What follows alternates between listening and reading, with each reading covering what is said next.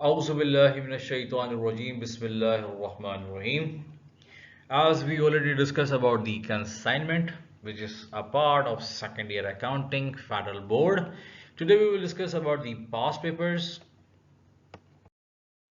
Today we select a question that belongs to 2017 question number 7, and it's also the same type of questions available in your book, question number 16, page number 147.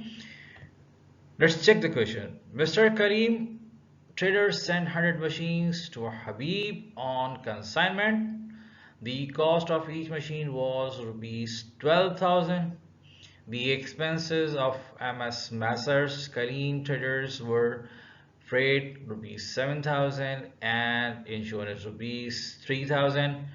During transit, one machine was destroyed and the insurance company admitted rupees 9,000 towards the claim. Habib sold 7 machines at rupees 15,000 each and paid for storage and insurance rupees 3,400.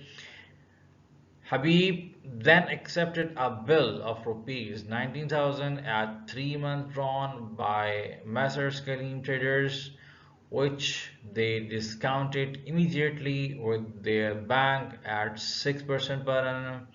It was agreed that Habib is to get 5% commission on that consignment. And as per the requirement, give the consignment account in the book of Messrs. Kareem Traders. यानी 100 machine send की गई हैं, 12,000 रुपए की हैं और ये different खर्चे हैं। ये सारा का सारा इस क्वेश्चन में हमारे पास मौजूद है। आइए बढ़ते हैं इसके सॉल्यूशन की जानिब। As a first transaction of this consignment account, Messrs. Kareem Traders sent 100 machines to Habib on consignment. The cost of each machine was 12,000. Simple सी हमने ट्रांजैक्शन जो पहले रिकॉर्ड करनी है, उसमें कंसाइनमेंट अकाउंट हमारे पास आ गया, 100 मशीन्स हैं, मल्टीप्लाई बाय 12,000 किया, टोटल अमाउंट हमारे पास आ गया, and then goods send on consignment account the same amount with the credit account, and the narration is machine consignment sent. The second step is the expenses of Messrs. Kareem Traders was freight rupees 7,000 and the insurance rupees 3,000. We have to record consignment accounts rupees 10,000 and the cash account rupees 10,000. And in the narration we mentioned that the payment against freight and the insurance expenses. The third step is insurance company admitted rupees 9,000 towards the claim.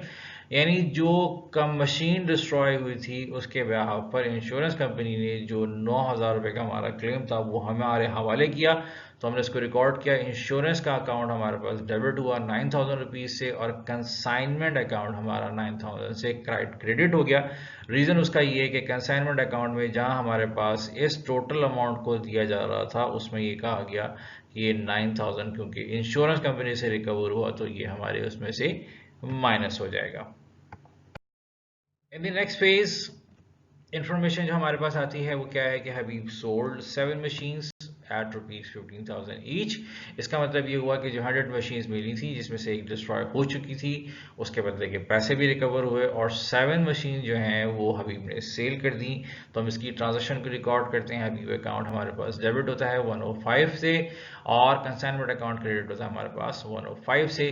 तो हम narration में mention करते हैं sold 7 machine at the rate of 15,000 each. उसके बाद हम ये देखते हैं कि हबीब ने कुछ पेमेंट की है अपनी स्टोरेज और इंश्योरेंस के अंदर और जो अमाउंट है वो है 3,400 का। हम इसकी ट्रांजैक्शन को रिकॉर्ड करते हैं कि कंसाइनमेंट अकाउंट डेबिट करते हैं 3,400 से और कैश अकाउंट को क्रेडिट करते हैं 3,400 से और नरेशन में हम मेंशन कर देते हैं कि payment against storage and insurance.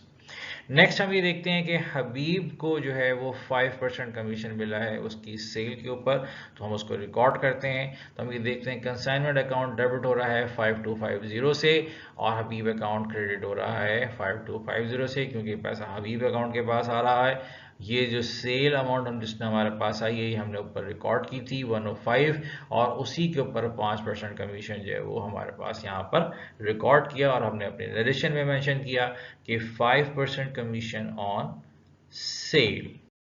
तमाम तरह की ट्रांजैक्शंस के बाद हम एक दफ़ा क्वेश्चन को दोबारा देखते हैं और उसमें से कुछ पॉइंट रीचेक करते हैं कि हमारे पास क्या चीज़ हमें रिकॉर्ड करने से रह गई है।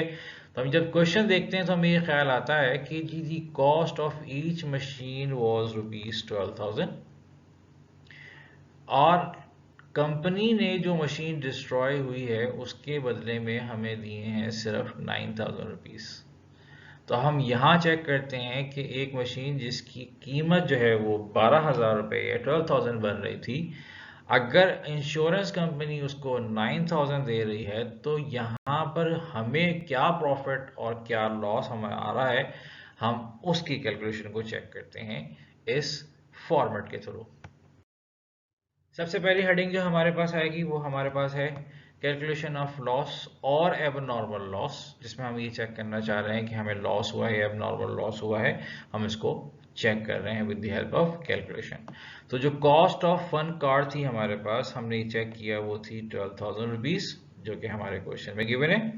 उसके बाद एक्सपेंसेस ऑन अ कार, जो शुरू में खर्चा हुआ 10,000 टोटल खर्चा हुआ, जिसमें 7,000 और ₹3,000 का अमाउंट था। जब उस 10,000 को 100 पे डिवाइड किया तो पर कार पे जो एक्सपेंस हमारे पास आया वो आया ₹100 का। इस तरीके से जो total abnormal loss on one car हमारे पास बन सकता है वो हमारे पास बना 12,100, यानी एक ऐसा लॉस जिसके बारे में हम बात कर रहे हैं। उसके बाद हम ये देखते हैं कि इंश्योरेंस की तरफ से जो क्लेम किया गया कार के बिहाफ पर वो अमाउंट है सिर्फ हमारे पास ₹9,000। तो हम ₹9,000 एक्चुअल में जो कार की वैल्यू बन रही है वो 12,100 बन रही है, जबकि इंश्योरेंस की तरफ से जो रिकवरी हमारे पास आई है वो है ओनली ₹9,000। तो हम ये देखते हैं कि नेट लॉस ऑन कार जो हमें हुआ, यानी जो डिस्ट्रॉय कार हुई थी उस पर हमें जो लॉस हुआ है वो हुआ है 3,100 का। अब हमें इस 3,100 को रिकॉर्ड करना है अपनी जनरल ट्रांजैक्शन में भी, और फिर उसके बाद उसको टी अकाउंट में भी रिकॉर्ड करेंगे। हमने जो अब कैलकुलेशन की थी अब उसको हम रिकॉर्ड करते हैं। तो रिकॉर्ड में हम देखते हैं कि हमारे पास आता है कि loss, record loss after claiming ₹3,100। उसकी जब हम ट्रांजैक्शन की बात करते हैं तो हम देखते हैं कि लॉस ऑन क्लेम 3,100 का हमारे पास आ रहा है, और कंसाइनमेंट अकाउंट जो हमारे पास 3,100 पे है।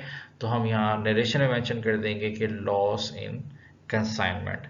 उसके बाद हम देखते हैं कि हमारे पास जो स्टॉक बाकी बचा हुआ है वो कितना है। तो उसके लिए हम चेक करते हैं कॉस्ट ऑफ बैलेंस कार, ये cost of ending stock that we have. तो ₹12,000 के हिसाब से अगर हम बात करें तो 92 से मल्टीप्लाई करते हैं। रीज़न क्या है कि एक कार डिस्ट्रॉय हो चुकी थी और 7 जो है वो सेल हो चुकी हैं, तो 92 रिमेनिंग है। जब हम 12,000 को 92 से मल्टीप्लाई करते हैं तो हमारे पास जो वैल्यू आती है वो है 1104,000। उसके बाद हम ये देखते हैं कि एक्सपेंस ऑन बैलेंस कार, तो हम उसकी एक्सपेंसेस की जो कैलकुलेशन करते हैं वो किस तरीके से करेंगे। Again 10,000 divided by 100 multiply by 92, the expenses come 9,200, यानी 9,200 on 92 कार्स जो टोटल एक्सपेंस हमारे पास बना। फिर हम ये देखते हैं कि total value of balance car अगर हम देखते हैं तो हम ये देखते हैं कि हमने जो दो अमाउंट मालूम किए, यानी 1104,000 और 9,200, हम इन दोनों को जब जमा करते हैं तो जो अमाउंट हमारे पास आती है वो है 1,113,200 का अमाउंट। ये वो अमाउंट है जो कि टोटल वैल्यू ऑफ स्टॉक की है जो कि हमारे पास मौजूद है। अब हम इसकी रिकॉर्डिंग को देखते हैं तो हम देखते हैं कि स्टॉक ऑन कंसाइनमेंट जो हमारे पास है 1,113,200 और कंसाइनमेंट अकाउंट 1,113,200, ये हमारी रिकॉर्डिंग हो गई, यानी टू रिकॉर्ड कंसाइनमेंट और to record stock on consignment. अब हमने जो ट्रांजैक्शंस रिकॉर्ड अपने पास कर ली हैं, अब हम उसको टी फॉर्म में कन्वर्ट करते हैं। तो टी फॉर्म में एज यूजुअल हमारे पास सबसे टॉप पे कंसाइनमेंट अकाउंट आ रहा है। कंसाइनमेंट अकाउंट के बाद हम उसको प्रिपेयर करेंगे टी अकाउंट की सूरत में। जो पहली ट्रांजैक्शन हमारे पास आएगी वो है गुड्स सेंट, सेम अमाउंट हमारे पास आ गया। उसके बाद सेकंड एक्सपेंसेस 10,000 पे किए गए, 3,000 प्लस 7,000 का, उसको रिकॉर्ड किया गया। उसके बाद इंश्योरेंस क्लेम किया गया 9,000 का, जिसमें हमने कंसाइनमेंट अकाउंट को क्रेडिट किया था। तो हमने यहाँ इंश्योरेंस क्लेम को डेबिट किया और कंसाइनमेंट अकाउंट को क्रेडिट किया 9,000 से। उसके बाद हमने जो गुड्स सोल्ड की हैं 105 की, उसको अपने क्रेडिट साइड पे रिकॉर्ड किया। आफ्टर दैट दोबारा से स्टोरेज के और दूसरे एक्सपेंसेस पे किए गए 3400 के, उसको डेबिट साइड पे रिकॉर्ड किया गया। अगेन 5% कमीशन जो बना हमारे पास 5% टोटल अमाउंट के ऊपर, यानी सोल्ड अमाउंट के ऊपर, हमने इसको यहाँ पर रिकॉर्ड किया, वो 5250 का अमाउंट बना। उसके बाद हमने लॉस की कैलकुलेशन की, तो लॉस ऑन क्लेम हमारे पास आया 3100 का। आफ्टर दैट हमने कैलकुलेट किया कि जो बैलेंसिंग अमाउंट हमारे पास है, ये जो स्टॉक बैलेंस में हमारे पास है, उसकी क्या वैल्यू बन रही है, तो वो टोटल अमाउंट हमारे पास आ गया 1113200 का। उसके बाद हमने देखा कि जो ट्रांजैक्शन हम ऑलरेडी हमारे पास थी वो सारी की सारी यहाँ पर रिकॉर्ड हो चुकी हैं। तो हम उसके बाद नेक्स्ट स्टेप की तरफ बढ़ते हैं। हमने टोटलिंग चेक की, तो टोटलिंग में हमें ये पता लगा कि ये जो क्रेडिट साइड है इसकी वैल्यू सब ज़्यादा है as compare to debit side के। तो डेबिट क्रेडिट साइड की वैल्यू को जब टोटल किया गया तो हमारे पास बनी 1230300 की। तो सेम अमाउंट हमने यहाँ से कॉपी किया और उसको डेबिट साइड पे भी लिख दिया। डेबिट साइड पे क्लोज करने के बाद, डेबिट और क्रेडिट साइड को क्लोज करने के बाद, हमने जब डेबिट साइड को टोटल किया तो हमारे पास जो अमाउंट आई वो आई 1218650 की, यानी ये तमाम तरह ट्रांजैक्शन जो हमने यहाँ की थी उसको जब हमने एक जगह समअप किया तो उसकी वैल्यू ये बनी। और जबकि क्रेडिट साइड पे जो अमाउंट हमारे पास आई थी वो थी 1230000 की।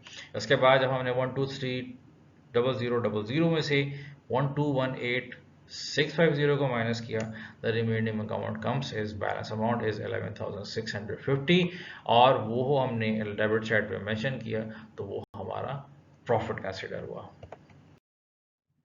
That's all for the today's video. I hope with the help of this video you can easily calculate the abnormal cost in the consignment account. Thank you.